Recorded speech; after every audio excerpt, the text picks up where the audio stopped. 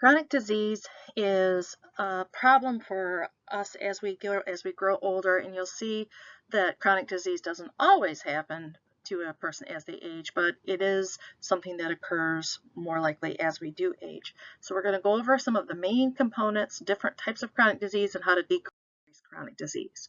So at the end of this, you should be able to explain why lifestyle choices can reduce your risk for disease, and how we can make good choices, what it is, and what factors that you currently participate in increase your risk for chronic disease. So I guess this goes back to why do your daily decisions, or how do our daily decisions affect your overall wellness? I know that that's a real broad question, but I think that when we look at making changes in our lives, it's all about making choices and decisions about what behavior we're going to do. And so many times, if we don't really look at the link between our behavior and the outcome of the disease, we don't think about how we're impacting our risk of disease. So daily decisions are really important, and it doesn't happen like a snap, but it's a culmination of decisions over a period of time. So chronic disease is something that develops over time, lasts for a long duration, and may or may not have a cure, but often lifestyle changes can be done. Acute diseases are going to be associated with, say, a coronavirus and a bacteria. They tend to have a specific cause. It can be identified. It quickly expresses itself, and it often is it can be cured rather quickly. Now I have to be careful because hepatitis is viral, and that can be a chronic disease. So we can't say specifically that a virus can cause an acute or always an acute disease, because there are viruses that can produce chronic diseases as well. So I think it's more important to know acute is quickly comes on quickly, tends to be cured. Chronic is slow occurring and lasts for a long time. The three main risk factors that lead to chronic disease include smoking tobacco or tobacco use. It can also be oral cancer, can be associated with chew. It doesn't have to be smoked. Inactivity and an unhealthy diet. And in the United States, 70% of the deaths are associated each year to chronic diseases. Worldwide, it's 60% of deaths. And most of the time, and this is the problem that I think we just need to address, is that 80% of those deaths are in low and middle income countries. So we're looking at individuals that have greater access to health care tend to be saved from chronic disease more so than those that are poorer, the poorer countries. And what we eat, whether or not we're active, and whether or not we use tobacco is a choice. And so most common and costly health problems associated with those are preventable.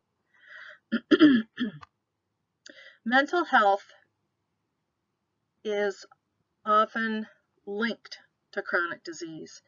And individuals that do have a chronic disease, such as diabetes, kidney failure, cancer, often more likely to have depression, anxiety, other mental illnesses. And they're more likely, people with a mental illness are more likely to develop a chronic disease. So the more we work to improve all our components of wellness, that's going to help us to stave off chronic disease. And I think this is a really interesting point. Since 1988, college students twice as likely to develop serious depression, 3 times as likely to consider suicide, twice as likely to engage in binge drinking, and 4 times as likely to be the victim of sexual assault. So part of our sense of self, our ability to stay emotionally healthy and mentally healthy are going to be will help us to stay away, or help us to avoid some of these issues. And as the World Health Organization says, there is no health without mental health. So if we look at the costs of chronic disease, so we have the U.S. health expenditures, the amount of money that's spent on the x-axis, and the y-axis has years. You'll see that there's been a dramatic increase since 1985, and this just goes to 2015, and this is in billions of dollars. And so if we spend $1 on fluoridation on water, it saves $38 in dental treatment.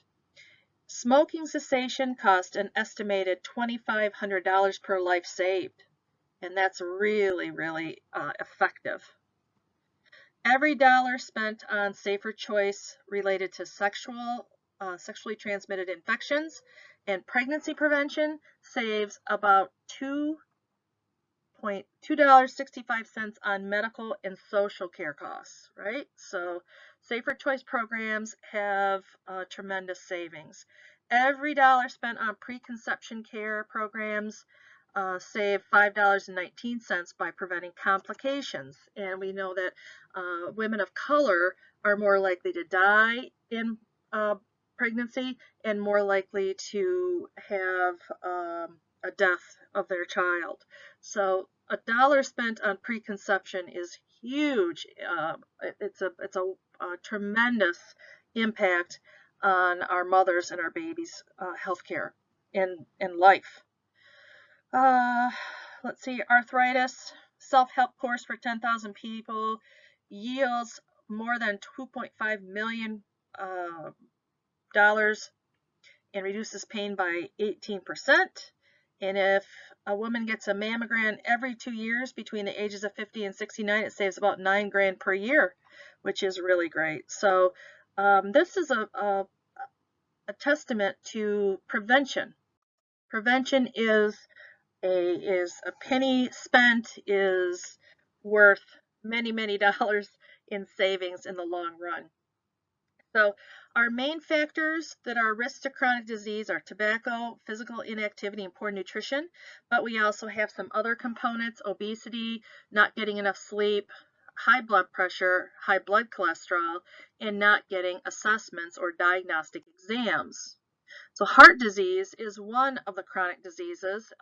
It is going to be partially, or it's linked with the heart and the blood vessels.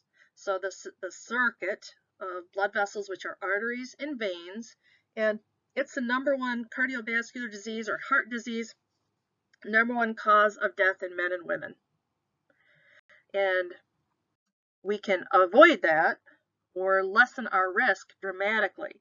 So heart diseases would include heart failure, coronary artery disease, which leads to a heart attack, stroke, hypertension, which often is associated with a stroke and also is linked to heart failure, and peripheral artery disease, which happens in the extremities, which causes a lot of pain, difficulty walking, and further decreasing a person's ability to participate in activity.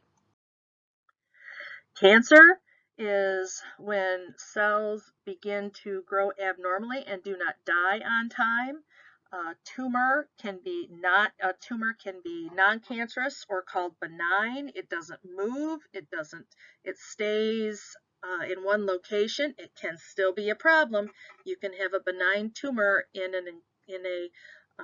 a brain tumor, and it might not be malignant per se, but it can grow and push on the other structures of the brain and cause problems. So a benign tumor is typically not a threat, but it can be. Malignant tumors grow and spread, and those are the ones that are most often the problem. But benign tumors can be fatty tumors as well. So we tend to think benign tumors not as problematic. And cancer is often fostering, or cancer is stimulated, the growth of it is associated with carcinogens, and carcinogens can be either causing or contributing to growth. A carcinogen might be some sort of a chemical, it can be environmental, it can be associated with like tobacco smoke is a carcinogen. So you'll find in your reading there's a number of types of cancers: lung, colorectal, breast, prostate, testicular, and skin. Spend a little time with those. The most important thing is having a consistent assessment. Now, prostate cancer doesn't need to be evaluated or thought of until someone gets to be around the age of 50. But testicular cancer is in the 20s and 30s. And so being aware of assessing self-assessment is really important in the 20s and 30s. Likewise, breast cancer, we have to consistently, monthly, just like testicular cancer, the testicles, do a self breast exam, and then once a year, a physician will have an assessment. Colorectal is if you have a family history, then you'll start to have an assessment much earlier in life. Lung cancer, of course, that is most often due to smoking. Skin cancer is most often due to UV rays with the overexposure of the sun. So there's cancer. And then diabetes mellitus. That's another chronic disease, type 1 or type 2. Type 1 usually is associated with younger individuals. It's because the pancreas no longer can create insulin, and so a person needs to have insulin injections. It is found often in the early stages of life. Type 2 is when the body does not use the insulin properly, and majority of the time type 2 diabetics are obese, and they will have high blood glucose. Both of these, diabetes mellitus is high blood sugar. It's either because your body doesn't produce sufficient insulin for glucose to get utilized, or your cells do not respond to insulin and the insulin stays in the bloodstream. Both types of diabetes are going to be associated, if it's uncontrolled, with heart disease later on over a long period of time.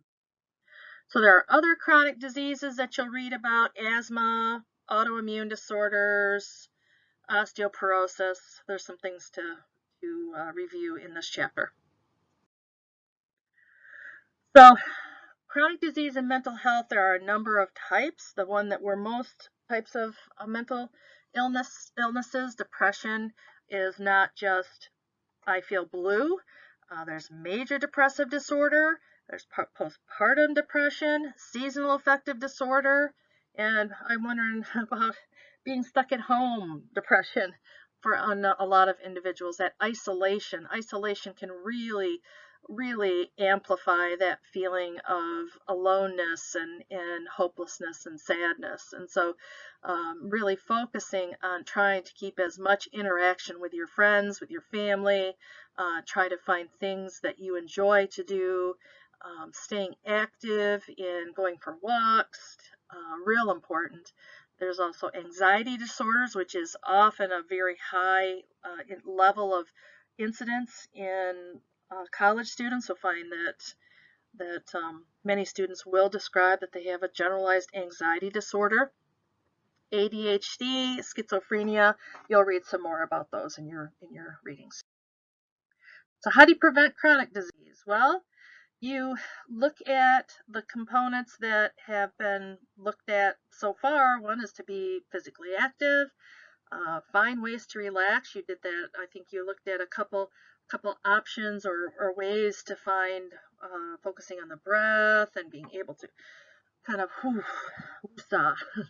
kind of relax, having a healthy weight, have relationships that have good communication, that have an equal give and take where maybe you need a little bit more for a little bit, but you're there for that other person when they need it. So you have good give and take, good communication, good support for one another.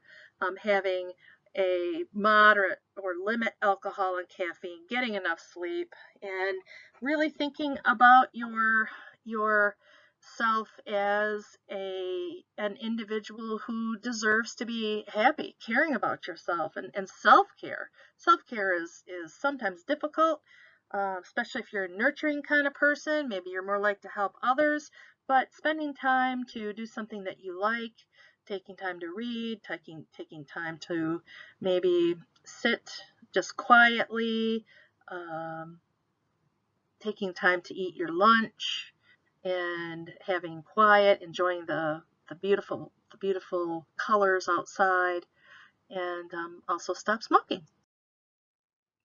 So for the specific diseases, there's a number of things that you can do, and each one is listed in your book. Like how do you avoid cardiovascular disease? Well,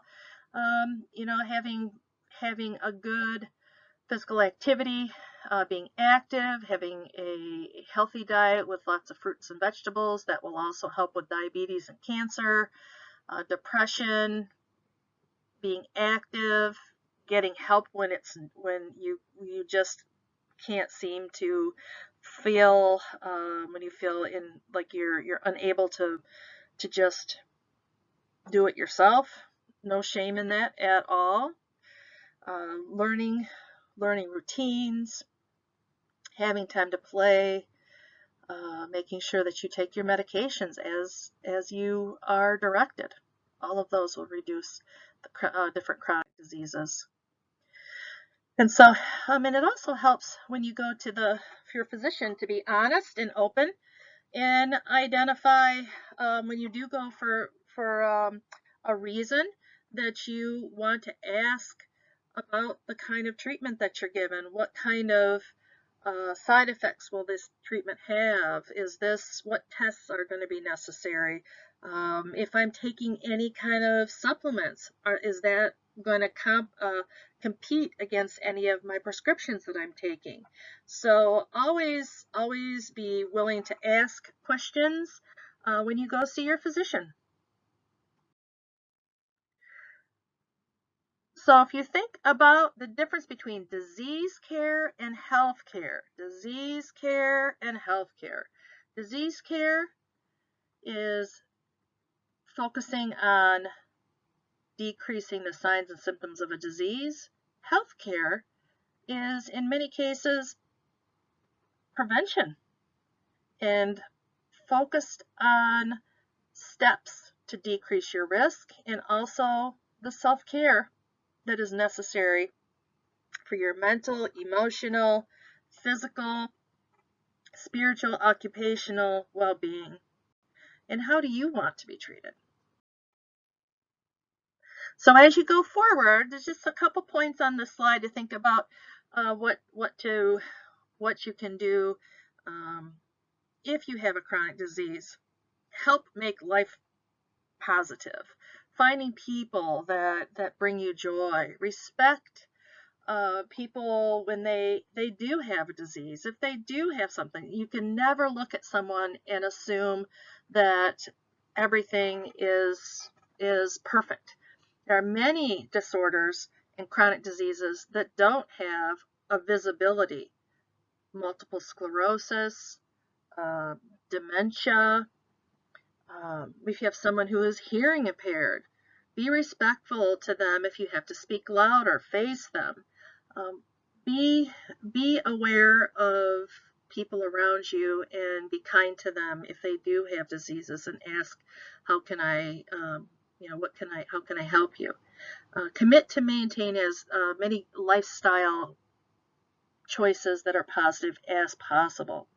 So chronic disease, many will have as we age, and we want to try to focus on keeping as healthy as possible by doing those behaviors early on in life so we can have a good full life.